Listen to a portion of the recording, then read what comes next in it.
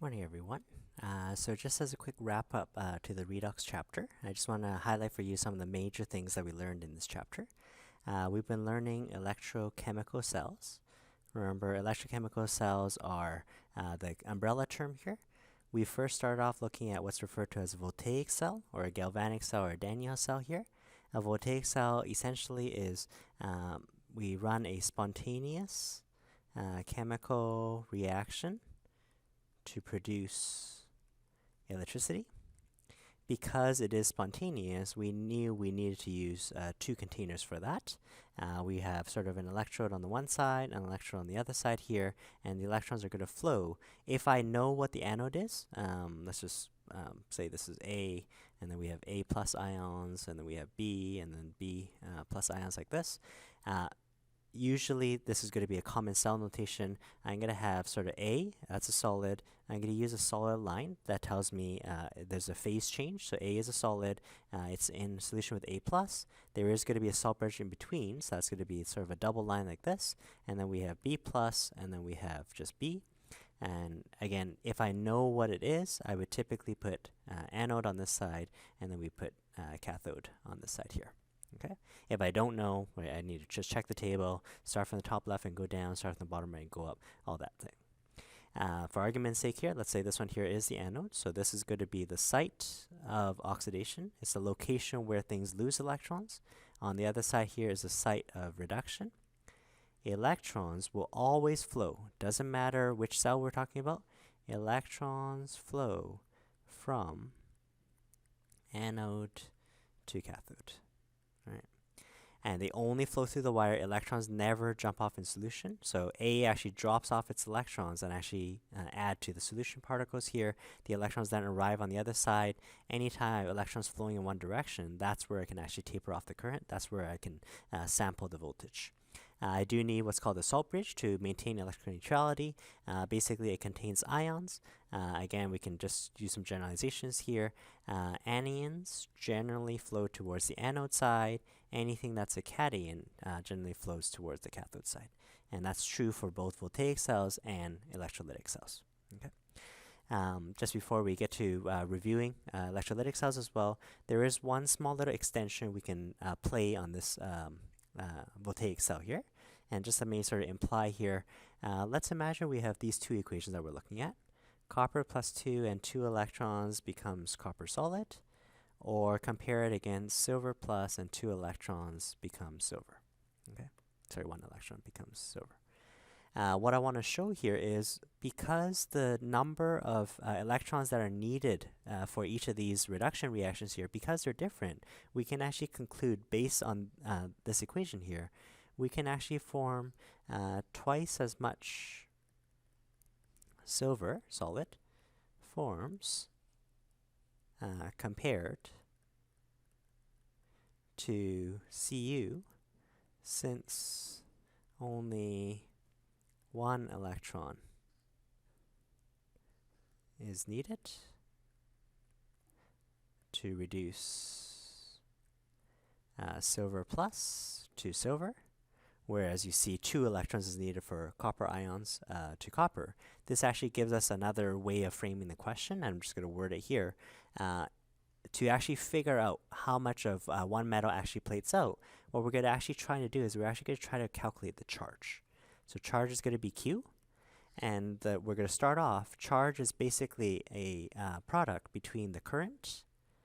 Current is measured in amperes multiplied by the time that it's on for. So time is just measured in seconds here. So let me just make this note here to form, and then we'll try a numerical example. To form the same amount of copper, right? Essentially what I want to make sure is I want to make sure I've transferred the same amount of charge, even though it was a sort of, I needed twice the electron just to run the reaction. You can actually do two things, right? Since charge is a fraction of both current and time, what you can do is you can double the current. So that's one way of doing it. Let's double the current. So if the current was 1 amp, let's make it 2 amps, right? Double current for the same amount of time.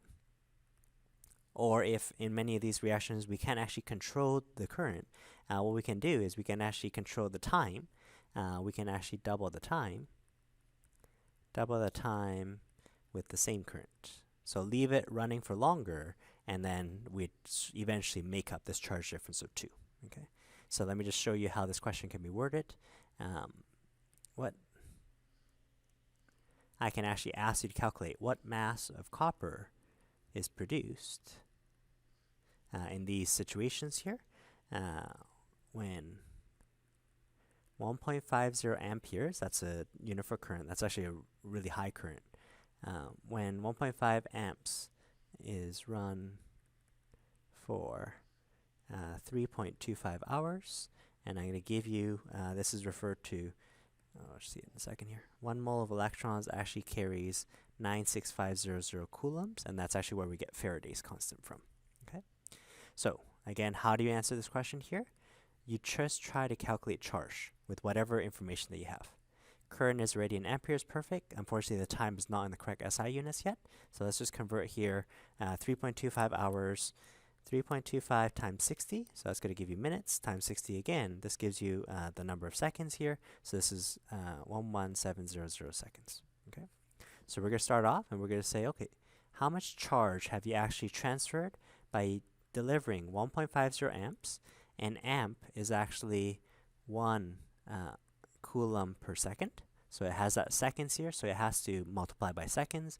We've just calculated that here, times 60 times 60, so that's going to be seconds. So 1.5 times it by 11700, and this gives me here 17,550 coulombs. Okay, so that is a unit of charge. That's actually quite a lot of charge because I've run it for some 3 hours. This circuit has been going for long periods of time. What I need to do is I need to get it back somehow framed in terms of number of electrons. This is where actually Faraday's constant actually comes in. So Faraday did a lot of work with electricity here. Faraday, his constant basically says, if I have a mole of electrons, it actually is 96500. This actually gives you a conversion factor between coulombs and electrons. So if you want to figure out for me here, how many moles of electrons have you transferred, you take the total charge, right?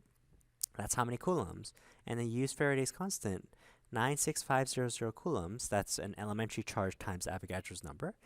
This one here will be 1 mole of electrons. So let's take the 17,550 divided by 96500, and that tells me you've actually transferred in 0.182, just doing a sig figs here, moles of electrons. That's how many electrons that you've used for this transfer.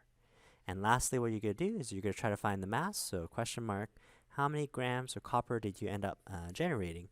If you take this number, 0.182 moles of electrons, here linking back to the equation, I needed 2 electrons for the balanced equation. So for every 2 moles worth of electrons, we would get 1 mole of copper. And because we know the molar mass, 63.55, we can actually figure out, based on this number of charge I'm delivering, use Faraday's constant to actually get it back to how many moles of electrons, we can calculate the overall mass of the copper that gets deposited over this period of time. So that's going to be 5.78 grams. If I did the same for silver, right, so silver will only need 1 mole of electrons. Silver also has a slightly different molar mass. Even if silver had the same molar mass here, I would deposit twice as much silver because silver only needed 1 electron per mole. So just a small little extension here, little twist to the problem. You might encounter that every now and then. That one mainly focuses on a voltaic cell. Just to sort of complete our summary here, the other type of electrochemical cell here, let's write it down here. We're going to call that an electrolytic cell. We did 3 different types of cells. We did type 1, type 2, type 3. And essentially, an electrolytic cell is using electricity, using an external power supply, using electricity to run a non-spontaneous chemical reaction. So the reaction itself just wouldn't happen. So in this case, we can actually just have 1 container. All the chemicals could just sit there. They're not going to react. They're going to start reacting if you actually supply a power source. The long line is always the positive side. That's going to be the anode side. The negative side is going to be the cathode side. And then we had dealt with, usually the electrodes are inert, so carbon and platinum. If the electrons themselves can actually react as well, we would need to look for them on the table. Okay. So pretty much you're gonna just identify, state all the species present. Right. Careful, especially if they say something like 1 molar CuSO4 aqueous. Be careful not to forget, okay, this is a solution or the aqueous. This part tells you that there's water, and water will self-ionize to give H plus and OH minus, although we saw we get the same equation whether you use the water equation or the H plus OH minus one. The salt here gives you copper ions, so I have Cu plus 2. I don't have copper solid. I don't have copper plus 1. Sulfate here, I have SO4 minus 2. If it doesn't say acidic, I can't run the reaction with H plus. Okay. So regardless if it was a type 1, 2, or 3, you just check the table. You wanted to find your first match. Because we're going to start from the strongest guy reducing, by the time you find your first match, I'm so far up the table that by the time I find my oxidation, it's actually cross paths, and that'll guarantee that the overall E cell, not necessarily the voltages of each half reaction, but the overall E cell is actually negative. It says that's non-spontaneous. Think about recharging a battery. That would be a non-spontaneous reaction. As long as the battery is fresh, there's going to be lots and lots of chemical. As the chemicals just gradually combine with each other here, we end up using up those chemicals here, and then you stick it in a charger, you plug into a wall socket. The wall socket actually provides this external voltage for you. It actually replenishes the chemicals inside the battery, and then now your batteries are charged, although not perfectly, but it can run again. Okay. Aside from that summary here, there's one other section that we sort of skipped over here, and that's involving using a redox titration. Pretty much, we've seen titration before. Titration is this technique used to find an unknown concentration, right? This is the one where we had the burette, and you basically drop one solution in slow enough. I'm going to use the chemicals on the burette that I drop in to try to count the number of particles. Up to this point, we've been looking at chloride titrations, we've been looking at acid-base titrations. The only thing they're going to swap on you is it's going to be a redox titration. The reaction that's involving is actually involving an electron transfer. Sure, the balancing of that looks a little scary, but usually they're going to ask you balancing as a separate question from this titration problem. Okay. We can do even a similar sort of, in the past we did like pH versus volume of acid added or whatnot. This time you can actually track sort of the voltage. This is called the potentiometric titration. And basically you can track here as you steadily drop in one chemical. Maybe this guy here, it's the anode is supposed to like lose a lot of electrons. I'm dropping in things that are willing to pick up those electrons. As I drop in something, as long as I have anode, it can give up electrons. That's going to cause something to happen in voltage. As I steadily drop it, I'm going to get a very similar curve here. I'm looking for when there's a steep jump here, when that happened, and we can do our stoichiometry again. Okay. So I just wanted to highlight some of the details for this sort of redox titration. Essentially, the stoichiometry ends up the same. All right. So a redox titration used to determine an unknown concentration, or used to determine how much volume until you hit the equivalence point. This time the equivalence point is not between H plus and OH minus. This time the equivalence point is just, again, when the stoichiometry matches. So equivalence point, or when it matches the stoichiometric point. When the amounts that I just added, there's no excess involved here, and we can just basically follow the mole ratio. It is based on a redox reaction, so it's based on a electron transfer. Remember, it's going to be from the guy that's oxidized. Let's say we have A and we have B. From the guy that's oxidized, that's going to lose the electrons. They're going to toss the electrons over to B. That gets reduced. We had talked about half reactions in order balancing and all that. Okay, used a lot in food and beverage industry, pharmaceutical, so pretty much everywhere. So acid-base titrations are really common. Also, redox titrations are common as well. For our titrations, we needed to know when we hit the equivalence point. So in the acid-base case, we threw in an indicator. The indicator here has a particular pKa value. Depending on what the pH is, it might change color depending on how acidic or basic is left over. There's two really common ways of doing this redox titration. One is involving using the permanganate ion. Okay, so let's take a look at this permanganate here. Whoa, where did the potassium come from? Well, this is a salt. This is going to break up to become K+, and the permanganate that we want. What is this manganese 7? Well, that 7 is actually the oxidation state. Again, it has to be the sign first and then the number. So manganese plus 7. The KMNO4 is actually a really, really strong oxidizing agent. We're going to use it as a catalyst in our organic unit here. But as an oxidizing agent, its job is to oxidize something else, right? And usually in the process, it gets reduced. So itself in the process, it gets reduced. So although it's easy for you to find who's the oxidizing agent by looking for the thing that gets reduced, by definition though, its job as the agent, it's to oxidize something else. So for an iron permanganate titration, obviously you can use it to find either manganese concentration or to find iron concentration, more so the latter. Because this one here is an oxidizing agent, it allows the iron to get oxidized. Let's verify that.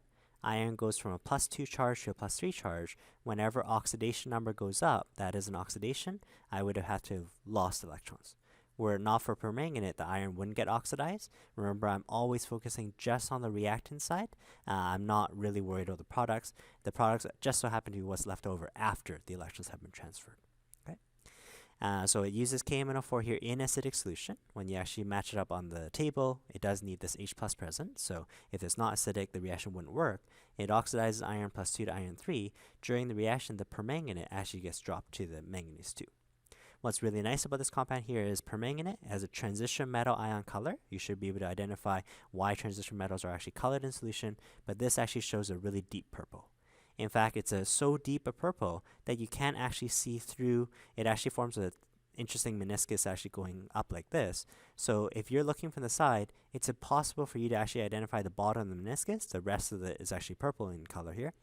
For this solution here, you'd actually end up reading top of the meniscus just because it's so hard to read. So the meniscus shape actually bounds up going that way there. Okay, but it's purple. And as you drop in the solution, either the purple is going to disappear or the purple is going to appear. When that color change occurs, that's when the equivalence point will happen. So what's nice about this here is you don't need to actually add in any external indicator. You may have a solution. An iron solution is typically going to be maybe yellowy orange to begin with anyways. You start off with a solution that's really, really deep purple. So this is going to be the permanganate. But as you steadily drop in MnO4, as long as MnO4 has a purple color, as long as it finds Fe+2, it's not going to stay purple. But once you add in that very last drop of NMO4 and it can't actually find any more iron 2 to actually react with, the solution started off purple anyways. When you drop it in, it's not going to stay purple. That point when it hits purple, you know when to stop. Or if I did it the other way, if I had permanganate, it already was purple. I steadily drop in iron to try to count the permanganate here. Once I basically have killed off all the permanganate, this one will switch away from being purple color. Again, I don't really care is it color appearing or color disappearing, but it's the point when that happens. That's when you stop. Okay, we're going to see an example of that later on. Another common technique for redox titration, this is sometimes called the back titration because it actually takes place in 2 different steps here. What we're going to do, the iodine thiosulfate reaction, several redox reactions use oxidizing agents. So that means this guy here helps something else oxidize, this one here gets reduced. Well, what if I'm interested in actually trying to do something with a reducing agent instead? So instead of using just the permanganate directly, what we're going to do is we're going to do it in 2 parts. First part, we're going to try to find, I have my beaker here, I have an unknown amount of iodide.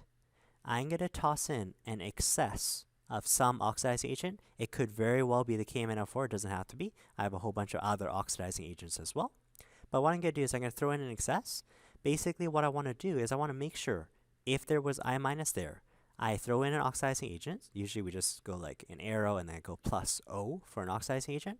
That's going to oxidize all the I- into I2. Okay? I2 itself is a solid. If I had a way to actually calculate the iodine content, I'm done. Okay? But normally we don't have that. Okay? What we're going to do, that's going to be step 1. Step 2 actually involves, seems crazy, we're going to actually take the I2 and we're going to reduce it back into the I- form. But I thought we just oxidized it. What we're going to do is we're going to actually do it in a controlled fashion. We're going to take the iodine that got formed. We're going to use this NaS2O3. Again, this is a salt. I don't really care about the sodium ions. Group 1 cation is a spectator. S2O3 minus 2 is actually the anion. It's actually that part there. It itself is going to oxidize, so it's going to allow the I2 to reduce back into I-. Now that seems silly. Why did I convert it all to I2, and then now why am I converting back to I-? You'll notice I'm actually, once I have a container full of this I2, if I have I2 in this container, I know it's because of the first step. This I minus has at first created I2, and it's this I2 that you can actually titrate against the thiosulfate solution. The thiosulfate will actually help you count how much I2 there is, and then you can just link it in mole ratio.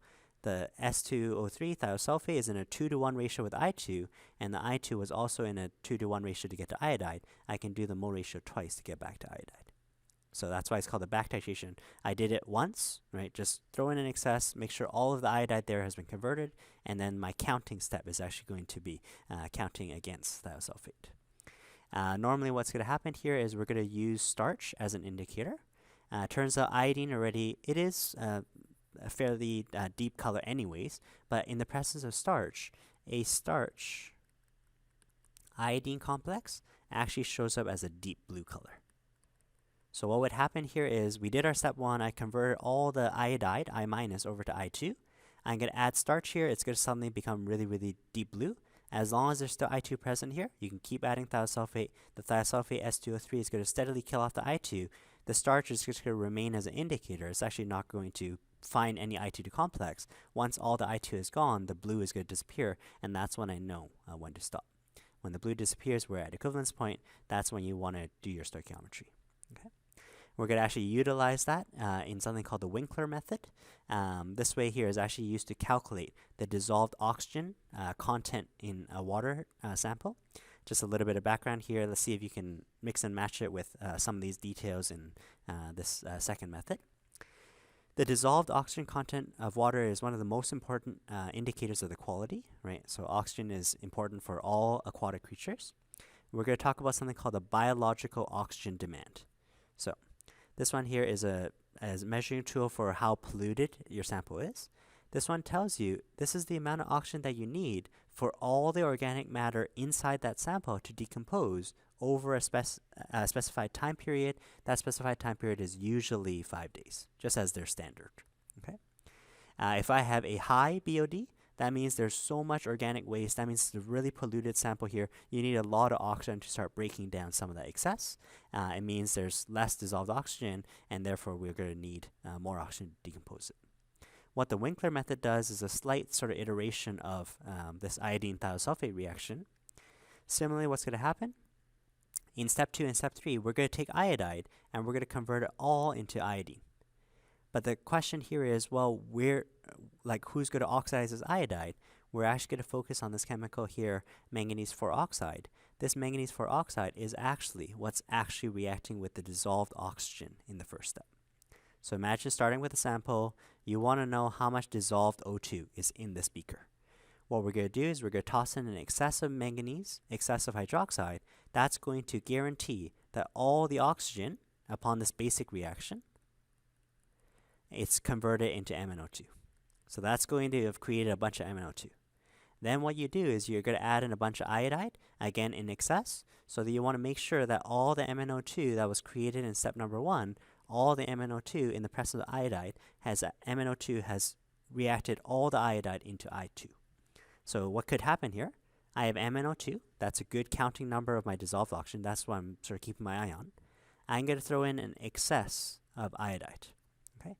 Some of that iodide is going to find MnO2, and it's going to combine to become I2, no problem. But remember, starting off in the titration, I don't know how much MnO2. That's the whole point of doing a titration. In fact, it's totally okay to have leftover I minus around. I actually want to just guarantee if I have MnO2, it has fully converted the iodide over to I2. I can have a mix, no problem. Because what's going to happen is my thiosulfate titration, my thiosulfate will only react with the I2. So if I had extra I minus, who cares? I'm going to then add thiosulfate. The thiosulfate is this S2O3 minus 2 compound. I'm going to use S2O3 to count the I2 that's there. The I2 is going to get converted back into I minus. We use starch as an indicator for the iodine complex there. But once the thiosulfate has counted the iodine counts the MnO2. The MnO2 actually counts the oxygen for you. So 3 different reactions, 3 different mole ratios. It just ends up boiling down to a stoichiometry problem. Okay. So we'll end off this lesson just by practicing through some of these. Even though that last setup was really complicated, it's 3 successive reactions here. At the end of the day, it is a stoichiometry problem. So let's try out a question or two here. This first one is actually fairly easy, so I'm going to leave this one for you to try out. This one is your permanganate titration. We're going to start off, just draw a picture. So I have a 2-gram tablet. Again, the whole point of a titration is to be really precise, so I'm not surprised by having so many significant figures. A 2-gram tablet of iron, right? So the iron in this tablet, I don't know if it's fully iron or not, dissolved in acidic solution, so I know I have H plus present. That's what I need for permanganate titration. It's converted all into Fe plus 2. Right? So I have some unknown amount of Fe plus 2 here. This was titrated against KMnO4. Again, really it's just the MnO4 minus part that I actually need for the titration. You have the volume and the concentration for one chemical. We want to just sort of back calculate towards the iron. So what I'm going to do here is I'm just going to copy out this equation. This was the balanced equation that the permanganate titration needs. The permanganate here was it's self-indicating because it's purple to colorless. So let me just copy that equation down. The mole ratio is 5 parts iron plus 2 becomes, reacts MnO4 minus and 8H plus. This becomes 5 Fe plus 3. We always, before we do any stoichiometry, I want to make sure things are balanced. So because in redox things are hard to balance, they would have balanced it for you, or in a separate question asked you to balance. In this case here, the counting actually requires 27.50 centimeter cube is a milliliter. The concentration is 0.100 molar. Oh no, that tells you KMnO4. Well, that's a salt. That's going to ionize to give K plus and MnO4 minus, right? So we know that part. Okay. Let's calculate the total mass inside the tablet. We're going to use the chemical that I know more. I'm going to use this information to find moles. Why do I find moles? Is because then I can do mole ratio. And then if I know moles, they're comparing in grams, so I want to use molar mass to actually get to grams. You're probably going to find that it's something less than 2 grams. And then to get the percentage, you take the actual amount of iron that was there to kill off the purple, divided by 2, and that gives you your equivalence point. Okay, so that hints you at doing that part. We'll do the other two in a little more detail here. Household bleach is an oxidizing agent, so the active ingredient is this OCl minus. Sodium hypochlorite, again, it's a salt, but this one here ionizes Na plus and OCl minus. This one here first reacts with iodide. This is currently the guy that's going to be the oxidizing agent. This is the one that I'm actually trying to account for. It's going to oxidize all the iodide into I2. As long as I have OCl minus, the I minus is going to convert. Once I have the I2, the liberated iodine is I2, it then is reacted with thiosulfate. It's always thiosulfate that does the counting. I'm going to, again, copy down this second reaction here. The thiosulfate reaction, the 2s2O3 and I2. So just copy that equation. I'm just going to do it down here so you can see it a little bit better. So we have 2s2O3 minus 2 and iodine. That's going to need starch as an indicator, 2 iodide and S4O6 minus 2. This second titration requires 38.65 centimeter cube, so again, milliliter. The concentration is 0.0200 molar. Oh no, they give you sodium thiosulfate, but again, it's a salt. So this becomes 2Na plus and S2O3 minus 2. So whatever information they're telling you about the sodium thiosulfate is actually thiosulfate. What you can do here, let's calculate over, let's use this information. Let's find moles first. Then we can use mole ratio here, moles to moles. That gives you moles of iodine. Normally we'd be done and we calculate concentration. But remember, the iodine actually came from this first part. The iodine is also in a 1-to-1 ratio with the OCl minus. So if you've counted how much iodine is in your leftover solution in part 2, the iodine actually gives you a nice count of the bleach. And the bleach sample was initially in 10 centimeter cube. Let's see if we can do that all in one step here. We want to find the concentration of the bleach sample, the concentration of the OCl minus. Let's start off with what we know. I know the 38.65, 0.03865 liters times 0.0200 moles per 1 liter. I'm going to remind you that this is thiosulfate. This part here seems a little weird because it's the first time seeing it. We're going to use a mole ratio just for the second part. The thiosulfate, for every 2 moles of S2O3 minus 2, it's 1 mole of iodine. Well, where did the iodine come from? Iodine came out of a 1-to-1 ratio with bleach. So I use this mole ratio, 2 to 1. And then once I'm at iodine, it's going to be 1 to 1. For every 1 mole of iodine, I also have 1 mole of bleach. Again, by doing the titration, I would have dropped in a bunch of volume. I would have diluted my sample. I've actually screwed up my actual trial. But what you can do here is you can figure out for the initial concentration. Well, initially I only had 10 centimeter cube of bleach, so you're just going to divide out the 10 centimeter cube. So 1 over 0.01000 liters, and that gives us our concentration. So let's punch it all in. 0.03865 times 0.02, divide 2, divide 0.01.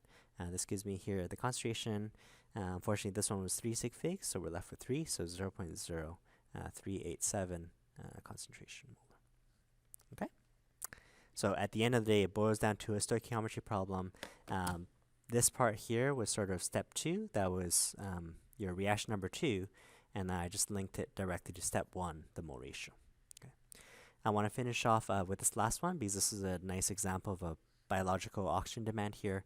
I'm just going to change the numbers up slightly here. I'm going to make this one, instead of the it was found the 12.50, let's make this one here into 6.50 as we just go through our problem. Okay. All right. So let's just read through the question. We have a 500 centimeter cube sample of water. So that was question 2. Question 3. We have a 500 centimeter cube, so that's 500 milliliters. This is water. It was collected and tested for the dissolved oxygen. We want to know how much O2 is in the sample. We're going to test it using the Winkler method. So we're gonna add in the MnSO4 in basic solution. I'm going to rewrite the equation for you in a second here. And then that happens first. As a second step, we're going to then add acidified. Right, so basic in the first step, and then I'm going to add acidified Ki in the second step here. Then we're told in terms of the thiosulfate titration, thiosulfate will only count for me iodine. So let's just write out those reactions again. Again, we can just look it up. This first part was with the manganese sulfate. Well, where did the sulfate go? Sulfate is just spectator. I just need manganese in basic solution to actually do the step 1. So let's just figure out that mole ratio here. Just copy it down from the front side. 2 manganese plus 2 plus oxygen and 4 hydroxide. This becomes 2 MnO2, 2 water. So that's step 1. Step 2 takes the MnO2 that you created. This is the thing that actually oxidizes the iodide. So 2I minus and 4H plus. This is going to end up becoming Mn plus 2 and I2 and 2 waters. And lastly, once you know we have iodine, step 3 is actually the thiosulfate. This is when I actually count how much I2 is present. Thiosulfate and iodine ends up giving you 2 iodide and S4O6 minus 2. All right. So let's see what information we're given here. We know that our starting sample was actually 500 centimeter cube. So at the end of the day, the oxygen is going to be in 0.500 decimeter cube. We toss in an excess of MnSO4. I just want to guarantee that as long as I've dissolved oxygen, all the oxygen has converted over to MnO2 because I need that MnO2 to actually oxidize the I minus for me. They did that, and then they did the addition of Ki. Again, there's an excess of Ki. They don't care if there's leftover I minus around because eventually the thiosulfate is only going to react with the I minus as opposed to the I2. And finally, the only numbers we have, again, I changed that 12.5. Let's make it 6.50. This is talking about thiosulfate. Again, this is sodium thiosulfate, but it's a 1-to-1 ratio. So for the thiosulfate, I have this 6.50 milliliters, and let's make this 0.0500 molar. Would you be able to, if I didn't tell you this was a Winkler method or whatever, would you be able to use your mole ratios and actually get from information about thiosulfate back to information about oxygen? Well, let's try it. First thing you're going to do is you're going to need to find moles. This is going to be in a 2-to-1 ratio to get iodine. Where did the iodine come from? The iodine came from the iodide. The iodine, it did come from the iodide here, but in terms of mole ratio, the iodine and the MnO2 is actually in a 1-to-1 ratio, and it's actually the MnO2 that's actually in a 2-to-1 ratio with the oxygen. So 3 separate equations, we'll do it as 3 separate mole ratios, but again, eventually it's just a stoichiometry problem. So let's just try it out here. What is the concentration of your dissolved oxygen? Let's start off with where I know most information. 0.00650. This is liters of thiosulfate. I know it was sodium thiosulfate, but that's been dissociated. we're going to use the starting concentration 0.0500 moles for a given liter. Here's the weird part. We're going to do a bunch of mole ratios. Not very hard. For every 2 moles of S2O3 minus 2, that's in a 2-to-1 ratio with iodine. Okay. I know the iodine came from iodide, but again, it's the mole ratio that I care about. Iodine and the MnO2 is also in a 1-to-1 ratio. For every 1 mole of I2, it's just 1 mole of MnO2. And then as a last step, where did the MnO2 come from? The MnO2 was actually from the dissolved oxygen, also in a 2-to-1 ratio. For every 2 moles of MnO2, that actually has used 1 mole of our oxygen. And our oxygen used to just be in, initial volume was 500 milliliters. So you can divide this last part here if you like, 1 divided by 0.500 liters, and that just punching it all in there, 0.0065 times 0.05, divide 2, divide 2, divide 0.5, gives us a concentration of 1.63 times 10 to the negative 4 molar. Now that's more sort of standard titration technique here. We've used it to find some unknown concentration. Just to frame it in terms of this biological oxygen demand, usually what they would do is they would actually just stop at this calculation. They'd actually figure out, well, how many moles of oxygen do we have? So let me just undo that last little bit here, times 0.5. The moles of oxygen that we have is actually 8.13 times 10 to the negative 5 moles of dissolved oxygen. Because we are going to compare it in terms of grams, this is just another way of framing this number. So how many grams of dissolved oxygen do we have? Let's take this unrounded, so 8.13 times 10 to the negative 5. This was moles. Let's punch it through the mole ratio of oxygen. So for every 1 mole, there is 32.00 grams. So times it by 32. This gives me here 0.0026 grams. We're going to think of it in another way. Earlier, we had just divided by 0.5. That was a concentration. That is correct. So that's 0.0026, but that's inside a 500 ml solution. What we want here is for dissolved oxygen. Usually it's quoted. Again, this is just getting us back to this biological oxygen demand. Dissolved oxygen is usually quoted in terms of units, milligrams per liter or milligrams per kilogram. Okay, so what we can do here is we can say, well, our number was 0.0026 grams for 500 milliliters. If I just double that, so then it would be 0.00 times 2, 0.0052 grams in a given liter. And therefore, I can rewrite that then. Oh, we actually have 5.2 milligrams per 1 liter, or 5.2 if you did that parts per million, right? 1 liter is equivalent to 1 kilogram. So that's sort of by a million here. So you can say our oxygen sample so far is 5.2 parts per million. And now just a quick comparison when we start looking at this biological oxygen demand, the BOD, just quote a value for you here. The maximum solubility of oxygen in water, it's going to be temperature dependent. So I'm going to say at 293 Kelvin. So 20 degrees Celsius here is actually 9 parts per million. Right. So that's how much oxygen could have actually been dissolved in there. And what we find here is how much oxygen is present in our sample is actually 5.2. What was the demand then? The demand, we can write this down here. The oxygen used by the bacteria, right, to decompose all the matter that you need in that case there. We would take this 9 as a constant, minus off 5.2, and this would give us here 9, gives me 3.2 as our biological oxygen demand. So that's how you actually calculate through. Eventually, it just boils down to a stoichiometry problem. Okay. If you have any questions, just let me know. Thanks, guys.